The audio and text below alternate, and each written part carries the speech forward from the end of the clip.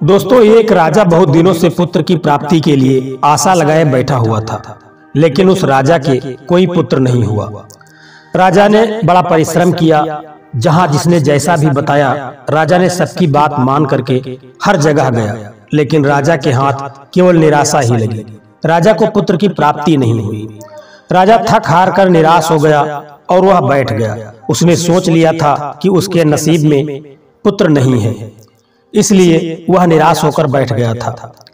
दोस्तों, तभी उसके राज्य में कुछ तांत्रिकों का आवागमन हुआ और राजा के सलाहकारों ने उन तांत्रिकों से राजा के बारे में पूछा। तो उन तांत्रिकों ने राजा के सलाहकारों को बताया कि यदि राजा मेरे कहने के अनुसार कार्य करे तो राजा को पुत्र की प्राप्ति हो सकती है। जब राजा के सलाहकार राजा के पास पहुंचे और तांत्रिकों द्वारा कही गई बात को राजा से कहा कि तांत्रिकों ने कहा है कि राजा यदि हमारे पास आए और हमारा कहा माने तो राजा को पुत्र की प्राप्ति हो सकती है। दोस्तों, दूसरे ही दिन राजा उन तांत्रिकों के पास पहुंचा और तांत्रिकों से अपनी सारी व्यथा को बता दिया। वे तांत्रिक कहने लगे कि देखो राजा, तुम्हारे भाग्य में पुत्र की प्राप्ति तो नहीं है। यदि तुम मेरा कहना मान लो तो तुम्हें पुत्र की प्राप्ति हो जाएगी। राजा ने कहा कि बताइए मुझे क्या करना होगा। उन तांत्रिकों ने कहा कि तुम्हें किसी बच्चे की बलि देना होगा और ऐसा करने से तुम्हें पुत्र की प्राप्ति हो जाएगी।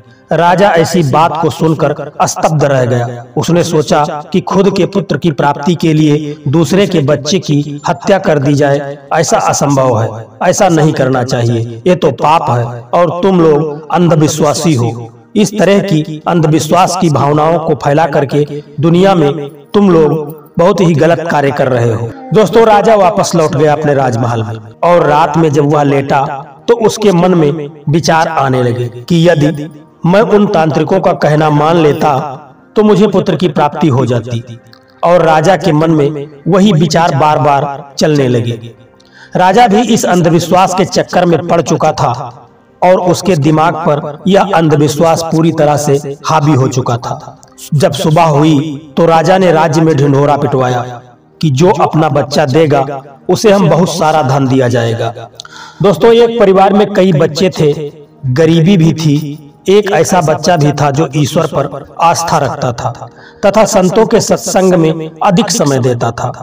परिवार को लगा कि यदि इसे राजा को दे दिया जाए तो राजा बड़ा खुश होगा और हमारा काम भी बन जाएगा, हमें बहुत सारी दक्षिणा भी मिल जाएगी, इसके बदले हमें धन भी मिल जाएगा, क्योंकि ये कुछ काम भी नहीं करता और हमारे किसी काम का भी नहीं है। दोस्तों, जो लोग अपने घर का काम नहीं करते, परिवार के लोग उनको नकिष्ट समझने लगते हैं और उनसे ज्यादा प्रेम नहीं लगाते, क्योंकि वे ऐसा सोचते रहते हैं कि यह तो निकम्मा ही है, इसे लेकर के हम क्या करेंगे। यही भावना उस गरीब परिवार के मन में भी उपजने लगी और उसने राजा के कहे के अनुसार अपने पुत्र को प्रसन्नता के साथ राजा को दे दिया। राजा ने प्रसन्न होकर बहुत सारा धन उस परिवार को दिया। बच्चा राजा को दे दिया गया। राजा के तांत्रिकों के द्वारा बच्चे की बलि की तैयारी हो गई। दोस्तों, राजा को भी बुलाया गया और बच्चे से पूछा गया कि तुम्हारी आखिरी इच्छा क्या है।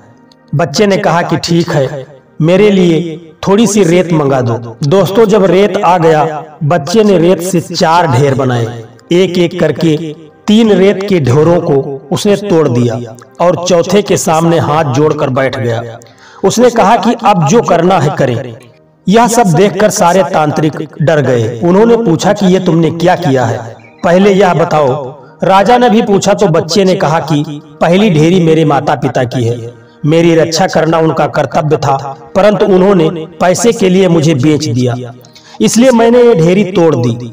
दूसरे मेरे सगे संबंधियों की थी, उन्होंने भी मेरे माता पिता को नहीं समझाया। और राजन, तीसरी ढेरी आपकी है राजा, क्योंकि राज्य की प्रजा की रक्षा करना राजा का ही धर्म होता है, परंतु राजा ही मेरी बलि देना चाह रहा है तो ये ढेरी भी मैंने तोड़ दिया। अब सिर्फ अपने ईश्वर पर ही मुझे विश्वास है, इसीलिए यह ढेरी मैंने छोड़ दी है। राजा ने सोचा कि पता नहीं बच्चे की बलि देने से मुझे पुत्र की प्राप्ति होगी भी या नहीं, तो क्यों न इस बच्चे को ही अपना पुत्र बना लिया जाए। इतना समझदार और ईश्वर भक्त बच्चा है, इससे अच्छा बच्चा हमें कहाँ मिलेगा। दोस्तों, राजा ने उस बच्चे को अपना पुत्र बना लिया और उसे राजकुमार घोषित कर दिया। जो ईश्वर और सद्गुरु पर पूर्ण विश्वास रखता है उसका बाल भी बांका नहीं होता। दोस्तों, हर मुश्किल में एक का ही जो आसरा लेते हैं उनका कहीं से कहीं किसी प्रकार से कोई अहित नहीं होता। दोस्तों, एक बार भगवान पर विश्वास करके तो देखो, वह आपकी हर मुश्किलों को आसान कर देगा। कभी भी आपको वह विपत्ति में नहीं फंसने देगा। यदि मन में ऐसा विश्वास आ जाता है, मन के अंदर ऐसी भावना हो जाती है, तो आपका इस संसार में कोई अहित करने वाला नहीं है और वह हमेशा ढाल की तरह आपकी रक्षा करता रहता है। दोस्तों, यह कहानी आपको कैसी लगी है? यदि वीडियो आपको अच्छा लगा तो वीडियो में एक कमेंट करके जरूर बताना दोस्तों, और वीडियो को एक लाइक करके चैनल को सब्सक्राइब करने की कृपा कर देना। जय श्री कृष्णा, राधे राधे।